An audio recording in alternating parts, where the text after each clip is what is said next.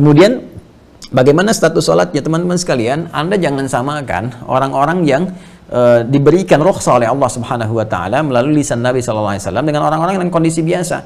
Ya, jangankan orang sakit, orang sehat saja antara mukim dengan safar itu beda. Safar tertentu punya rukhsah, yang tadinya 4 rakaat zuhur bisa 2 rakaat kemudian dikosor gitu kan. Nah, sama persis apalagi orang sakit. Makanya hadis Nabi tegas mengatakan idza maridal 'abdu aw safar kutiba lahu mithla ma kana 'alaihi muqiman sahihan. Apabila seseorang punya uzur dalam keadaan sakit sehingga punya hukum berbeda, maka dihukumi dengan hukumnya itu. Dan pahalanya tetap mendapatkan yang sama. Ya, seperti orang yang sehat, yang biasa, sepanjang rutinitas sebelum sakit dia kerjakan seperti itu.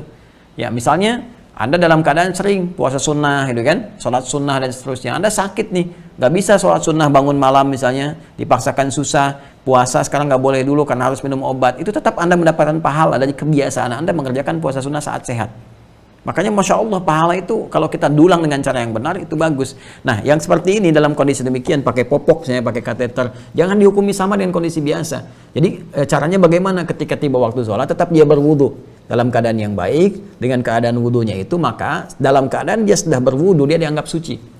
Ya, ada kasus walaupun misalnya seseorang sudah banyak beser nih, nggak menentu nih sifatnya, besernya bisa tiba kapan saja. Nah, caranya bagaimana? Ketika sudah tiba waktunya sholat, dia berwudu, maka ketika dia wudu untuk sholat, dia dianggap suci. Sekalipun saat dia sedang menunaikan ibadahnya, misalnya keluar ya dengan besernya itu bukan yang dikehendaki disengaja tiba, sesuatu yang mengalir dengan sendirinya di luar kontrol kita, maka dihukumi suci pada saat itu.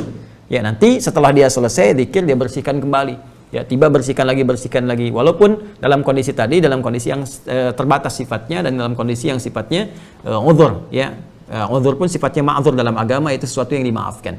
Ya, dan intinya kita berdoa kepada Allah Subhanahu wa taala membantu saudara kita, semoga segera diberikan kemudahan, kelancaran, kesembuhan dan beribadah seperti sedia kala. Dan terus berbakti kepada ibunda Anda karena ini peluang bagaimana membahagiakan ibu seperti ibu merawat Anda sejak kecil.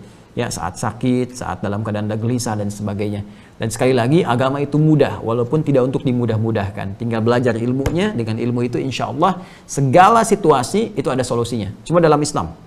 Silahkan cek. Cuma dalam Islam, nggak bisa berdiri, bisa duduk, nggak bisa duduk, bisa berbaring. Berbaring sulit, bisa bergerak. Ya, atau berkedip dan sebagainya. Pada ibadah-ibadah tertentu itu yang sifatnya ditekankan untuk kebaikan kita seperti sholat, ada solusi. Ya, bahkan kalau kita belum mampu dalam ibadah-ibadah yang lain selain sholat, karena sholat pun di setiap kondisi ada caranya.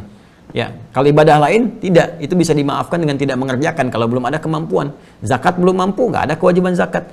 Ya, puasa nggak mampu, sama sekali diganti dengan fidyah.